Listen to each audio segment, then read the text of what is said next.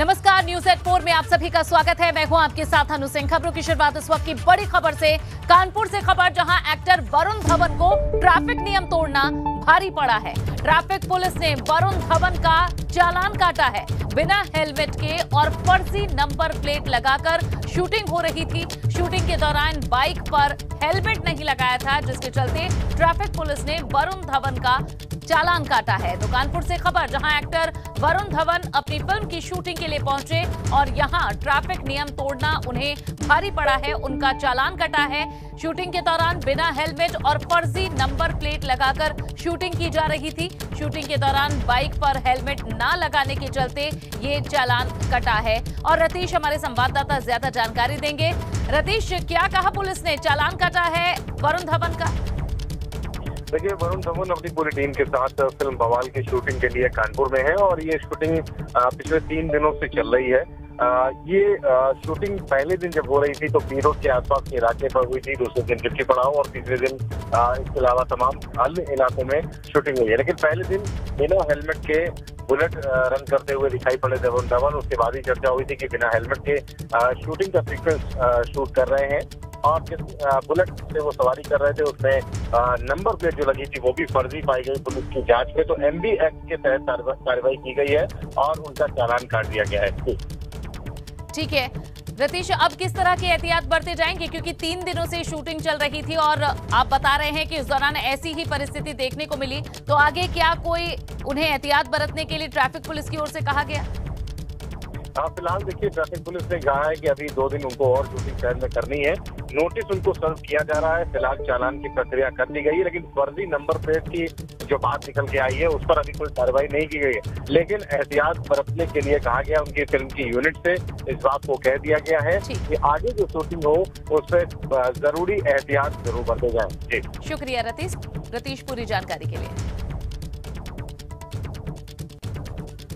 और अब बात करते हैं गोरखपुर दौरे की। मुख्यमंत्री योगी आदित्यनाथ गोरखपुर के दौरे पर हैं, जहां सीएम योगी ने निर्माणाधीन सैनिक स्कूल का निरीक्षण किया है। सीएम ने अधिकारियों को दिशा निर्देश भी इस दौरान दिए हैं। सैनिक स्कूल का निरीक्षण हुआ है सीएम योगी आदित्यनाथ के द्वारा, जहां निर्माणाधीन सैनिक स्कूल में जायजा लेने के लिए पहुंचे सीएम योगी आदित्यनाथ। तस्वीरें भी आपको दिखा रहे हैं, जहां सीएम का ये दौरा है गोरखपुर का और इस दौरान वे सैनिक स्कूल पहुंचे हैं। गोरखपुर में सैनिक स्कूल बन रहा है और काम किस तरह से चल रहा है, इसका जायजा लिया सीएम ने खुद। वहां मौजूद अधिकारियों ने, संबंधित लोगों ने उन्हें जानकारी दी कि आखिर काम कितना और कहां तक पहुंचा है। साथ ही इस बाबत कुछ दिशा निर्देश सीएम की ओर से भी अधिकारियों को दिए गए हैं। नीरज श्रीवास्तव हमारे संवाददाता ज्यादा जानकारी देंगे। नीरज, क्या रहा आज के इस निरीक्षण कार्य में? ये बिल्कुल आपको बता दें कि मुख्यमंत्री योगी आदित्यनाथ 2 दिवसीय दौरे पर गोरखपुर पहुंचे और सीधे वे यहाँ पर सैनिक स्कूल जो निर्माणाधीन है, जो जिसका रोड मैप तैयार किया गया है जी। चलिए, शायद नीरज से संपर्क टूट गया।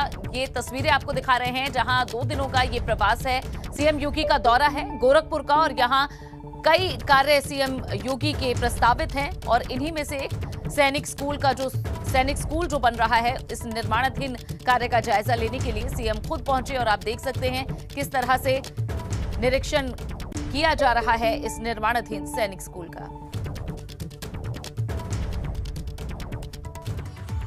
बढ़ते हैं आगे, खबर प्रयागराज से, जहां 5 लोगों की मर्डर मिस्ट्री मामले में एक नया अपडेट आया है। पुलिस को मौके से 2 पन्ने का एक सुसाइड नोट मिला है। परिवार के मुखिया राहुल तिवारी ने यह सुसाइड नोट लिखा है। राहुल के शव के पास से यह सुसाइड नोट बरामद किया गया। जानकारी है कि इसे फॉरेंसिक टेस्ट के लिए अब पुलिस भेजेगी। इस लेटर में ससुराल वालों से प्रताड़ित होकर ये कड़ा कदम उठाने की बात लिखी है। राहुल तिवारी के परिवार वालों ने उनकी हैंडराइटिंग को पहचान लिया है, उसकी तस्दीक कर ली है। पुलिस ने सुसाइड नोट को अपने कब्जे में ले लिया है और सीधे तौर पर इस नोट में ससुराल पक्ष के लोगों को प्रताड़ित करने पर का आरोप इससे संबंधित लगाया गया है। पुलिस ने इस चर्चित मामले में एफआईआर भी दर्ज कर ली है। 4 लोगों के खिलाफ नामजद एफआईआर दर्ज हुई है। मृतक राहुल तिवारी के 2 सालों पिंटू और चंद्रशेखर के साथ 2 अन्य लोगों के खिलाफ ये एफआईआर हुई।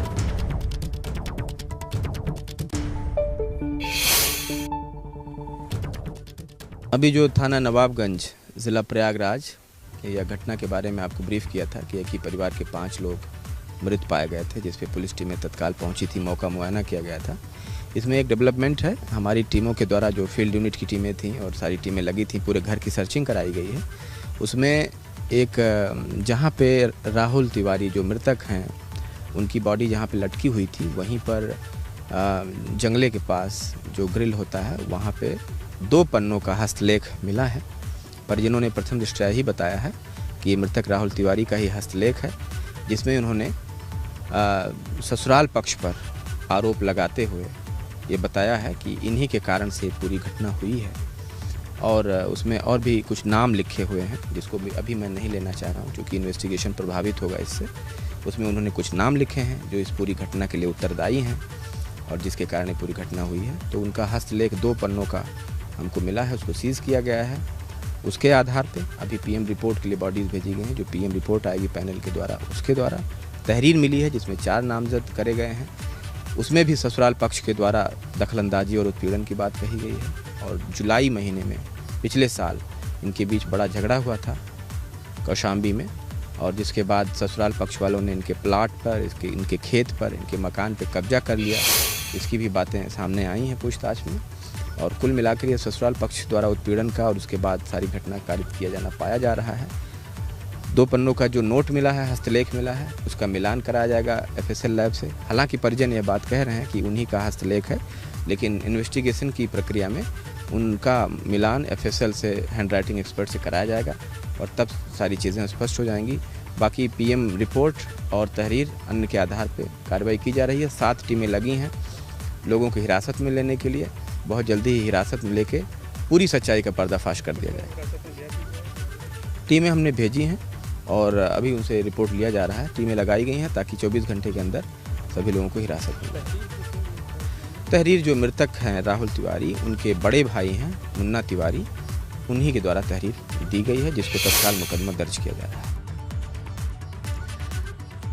और चलिए सीधा गोरखपुर की तस्वीरें दिखाते हैं। सीएम योगी आदित्यनाथ का दौरा है और ये सीधी तस्वीरें जहां इस वक्त सीएम पहुंचे हुए हैं। आज ही निर्माणाधीन सैनिक स्कूल का भी उन्होंने निरीक्षण किया है। कुछ और निर्माणाधीन योजनाएं और कार्य चल रहे हैं जिसका निरीक्षण करने के लिए सीएम योगी इस वक्त पहुंचे हुए हैं। 2 दिनों का ये गोरखपुर का दौरा है सीएम योगी का। निर्माणाधीन सैनिक स्कूल का निरीक्षण उन्होंने आज किया और कई और कार्य योजनाओं का निरीक्षण इस वक्त सीएम योगी आदित्यनाथ करते हुए संबंधित अधिकारी भी इससे जुड़ी जानकारी मुख्यमंत्री को दे रहे हैं। गोरखपुर के दौरे पर सीएम योगी आदित्यनाथ हैं, जहां आज कई कार्यस्थलों का जायजा उन्होंने लिया है।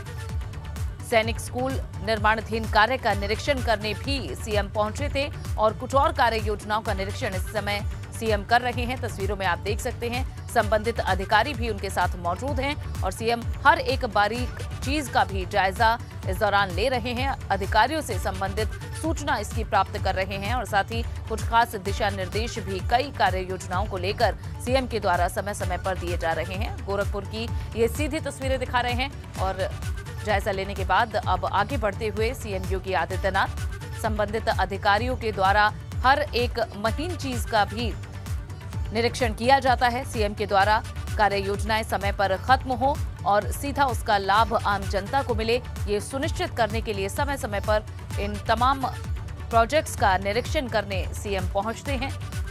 और अभी भी ये तस्वीरें आप देख पा रहे हैं गोरखपुर की, जहां सीएम पहुंचे हुए हैं। तो अपने दूसरे कार्यकाल में सभी कार्य योजनाएं समय पर पूरी हो जाएं, ये सुनिश्चित सीएम करते रहते हैं। और अब भी गोरखपुर का ये दौरा है, जहां एक और कार्यस्थल पर पहुंचे हैं सीएम और निरीक्षण यहां किया जा रहा है निर्माणाधीन कार्य का अधिकारियों के द्वारा, जहां इससे जुड़ी जानकारी भी प्राप्त की जा रही है। 2 दिनों का ये गोरखपुर का दौरा है। सीएम योगी ने इससे पहले निर्माणाधीन सैनिक स्कूल का भी जायजा लिया था और अभी भी वे ऐसी ही एक साइट पर मौजूद हैं, जहां आप देख सकते हैं कि निर्माणाधीन कार्य का जायजा सीएम योगी इस समय ले रहे हैं।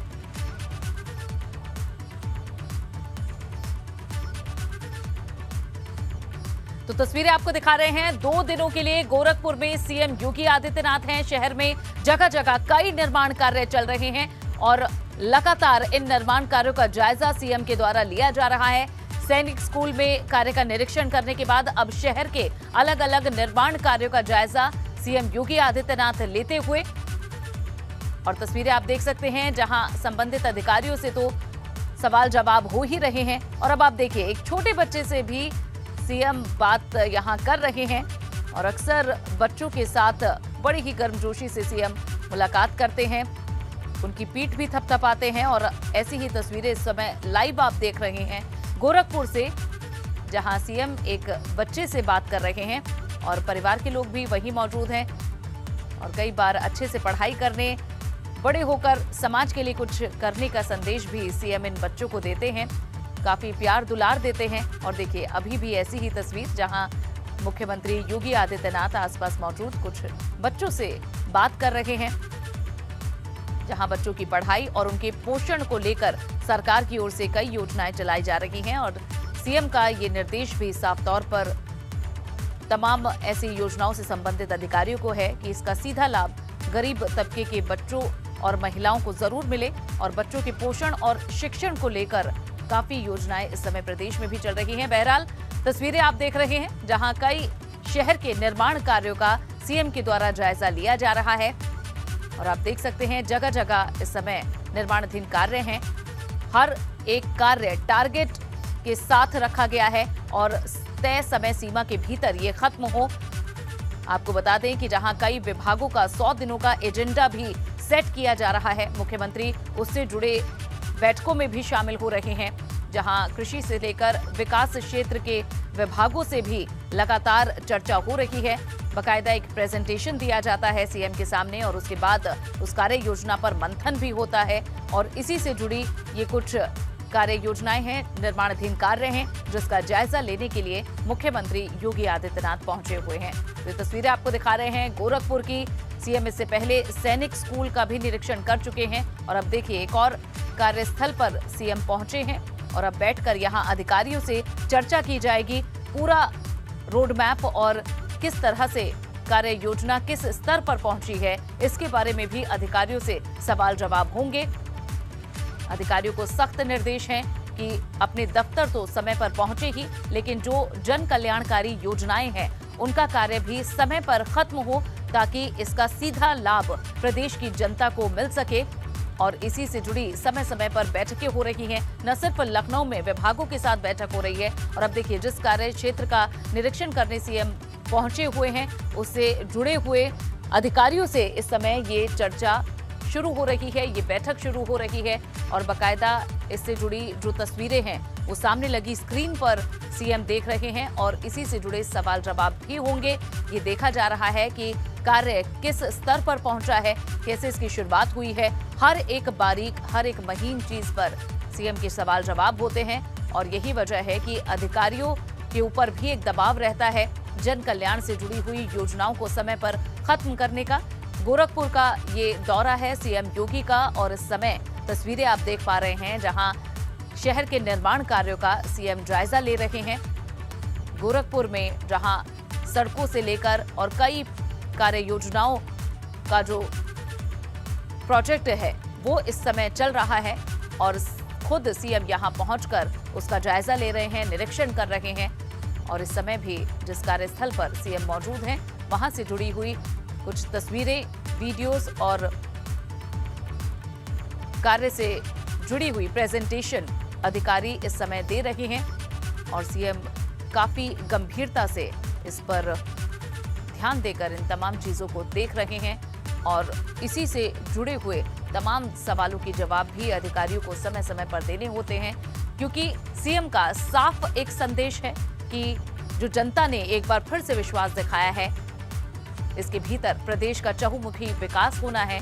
केंद्र और राज्य सरकारें मिलकर न सिर्फ एक्सप्रेसवे, हाईवेज, बल्कि बच्चों, महिलाओं, बुजुर्गों के लिए कई जन कल्याणकारी योजनाएं चला रहे हैं और प्रदेश में विकास की गंगा बहाने के लिए भी कई प्रोजेक्ट्स हैं जो इस समय चल रहे हैं उत्तर प्रदेश के अंदर और यही वजह है कि अलग अलग विभागों का प्रेजेंटेशन रखा जाता है, एजेंडा सेट किया जाता है। 100 दिनों के एजेंडे पर फिलहाल सीएम योगी आदित्यनाथ काम कर रहे हैं और संबंधित अधिकारियों और विभागों को भी और मंत्रियों को भी ये टारगेट दिया गया है कि अपने विभाग का एजेंडा हमें बताएं। 100 दिनों में क्या कार्य किया जाएगा, किस तरह से उसका इम्प्लीमेंटेशन होगा, यानी कैसे उसे पूरा किया जाएगा, इस सब की प्रेजेंटेशन बनाकर सीएम के सामने प्रस्तुत की जाती है। और जो बकायदा कार्य चल रहे हैं उनका खुद सीएम निरीक्षण करते हैं। उन्हीं में से एक ये तस्वीर आपके सामने, जहां निर्माण कार्य का निरीक्षण करते सीएम योगी।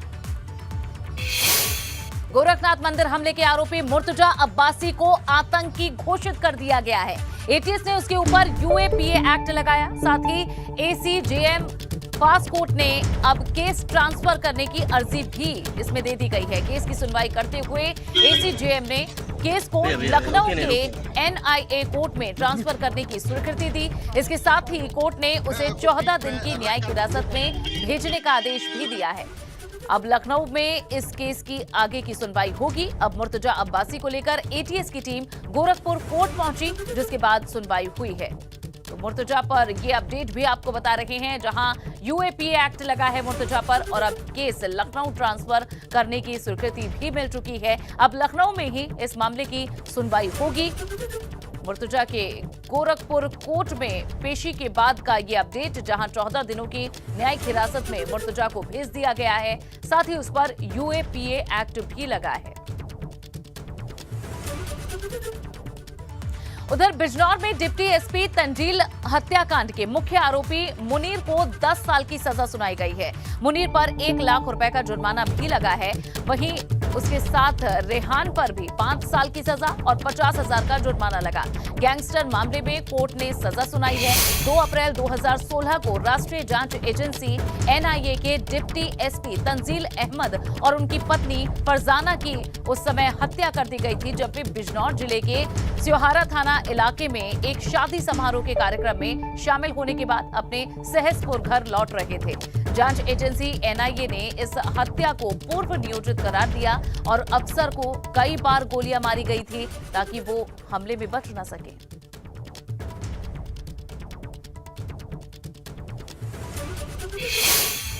रायबरेली में एक छात्र को तालिबानी सजा देते हुए एक वीडियो वायरल हो रहा है। वीडियो में कई छात्र मिलकर एक छात्र को परेशान करते दिख रहे हैं।